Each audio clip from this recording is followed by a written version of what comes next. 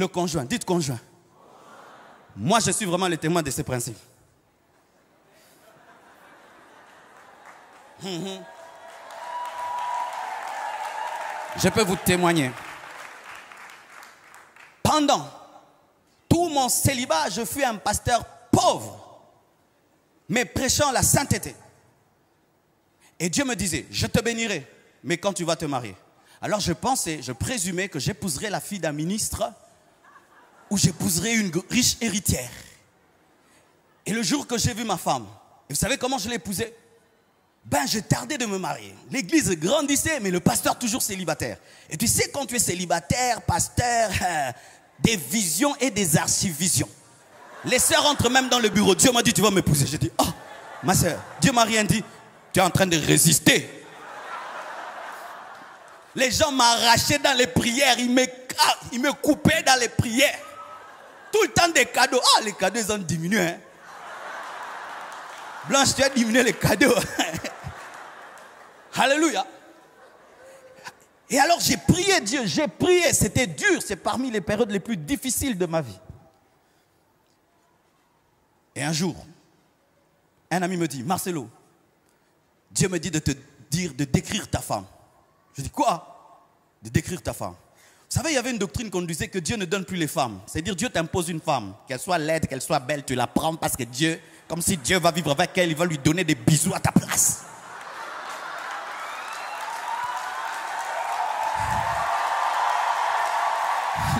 Ne vous mariez jamais par prophétie. Ce n'est pas le prophète qui va vivre avec cette femme. Mariez-vous par amour. Même s'il y a la vision et la prophétie, tu dois l'aimer. Tu dois l'aimer. Vous voyez quand je la vois là, donc je sens.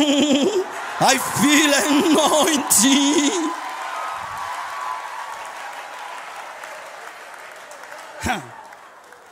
Alors, j'ai prié.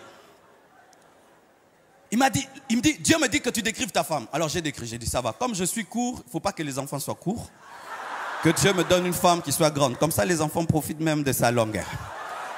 Que Dieu me donne une femme comme ça. J'ai décrit. Mais c'était une femme que je n'avais jamais vue.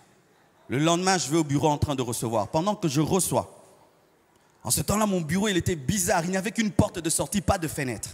Tout le monde était devant. Ah, nous venons de loin, bien-aimés. C'est trop loin.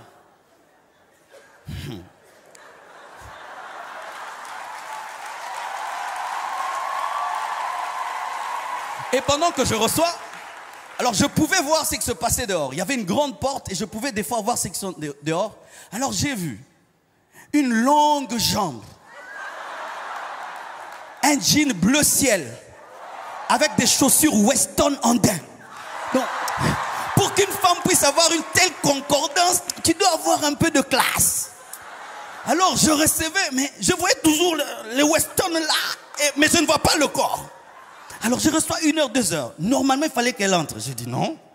Alors il y avait des sœurs à l'église qui jouaient au numéro 5. Quand il remarquait seulement une sœur intéressante, il la chassait, comme un ballon. Alors j'ai appelé la secrétaire, j'ai pris autorité. J'ai dit, ma sœur, des fois il faut prendre autorité. Hein, il faut prendre autorité. Quand tu sens que c'est en train, tu es en train de, tu prends autorité. Ah, qu'est-ce qu'il y a?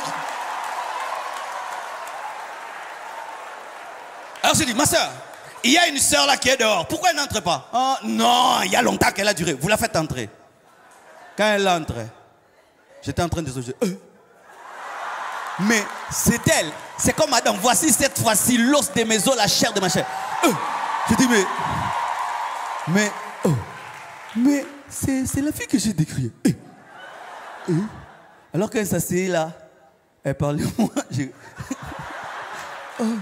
Mais c'est elle. Alors elle me parlait, Dieu l'envoie. Elle dit, Dieu m'a dit de venir te voir, afin que je lui donne ma vie, et que je lui donne toute ma vie, et que tu m'encadres. Quel encadrement! Quel encadrement! Moi-même, j'ai fait la cure d'âme, moi-même délivrance, moi-même je l'ai baptisé, moi-même! Donc elle était vraiment dans privat.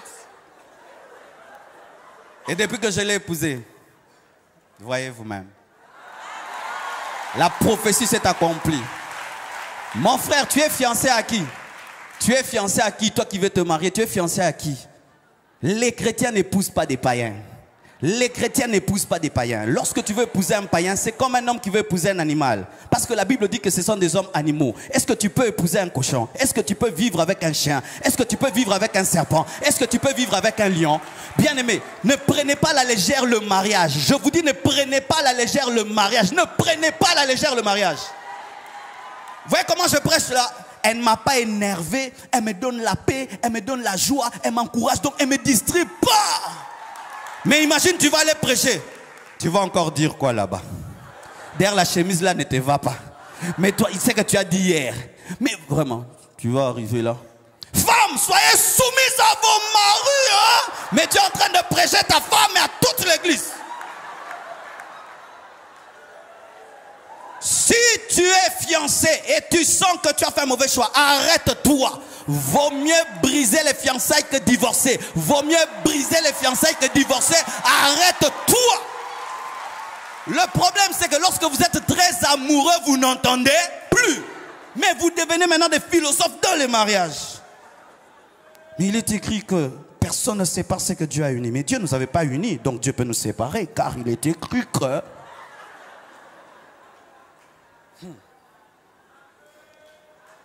Si tu as trouvé la femme de ta destinée, l'homme de ta destinée, prends-en soin. Le problème des fois c'est quoi? Lorsque tu as une bonne personne, tu ignores sa valeur. Tu ignores sa valeur. Tu penses que ce n'est pas une grâce, c'est une grâce que d'épouser un bon mari. Un mari qui ne te trompe pas. Un mari qui te montre tout son salaire. Un mari, malgré que tu vieillis, il dit que tu es la plus belle. Un mari, bien aimé, maman, tu dois faire des veillées d'adoration seulement. Oh Dieu, merci de m'avoir donné un mari pareil. En ce temps-ci, avec toutes les sœurs kamikazes. Tu as une femme soumise. Tu dis, chaussure, elle amène la chaussure. Chaussette, elle amène la chaussette. Pantalon, elle amène le pantalon. Papa. En ce temps-ci, où les sœurs regardent les Kardashians. Mais dis, mais non, je suis fatigué, mais tu peux pas l'amener toute seule. Mais dis donc, mais là, mais tu m'as épousé pour être un esclave. L'émancipation de la femme, l'égalité, la parité.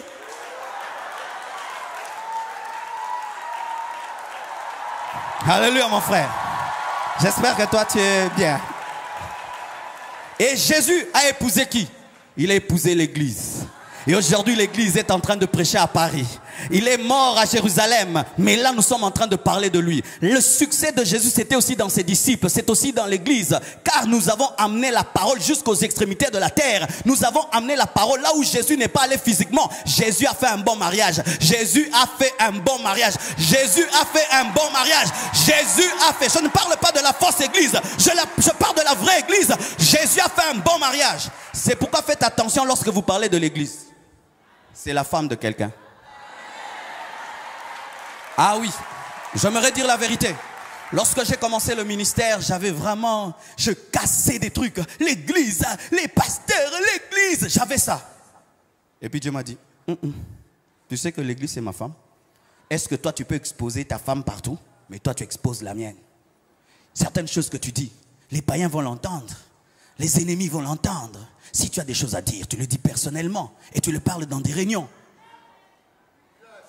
Je n'ai pas besoin que tu paraisses être juste et saint pour que ça me glorifie. Je n'ai pas besoin du seul juste. Comme Élie, je suis le seul prophète, le seul. Je n'ai pas besoin du seul. Faites attention. Quand vous avez l'église, c'est la femme d'autrui. Si tu peux vouloir qu'on ridiculise ta femme partout parce qu'elle a des défauts, alors fais-le avec l'église.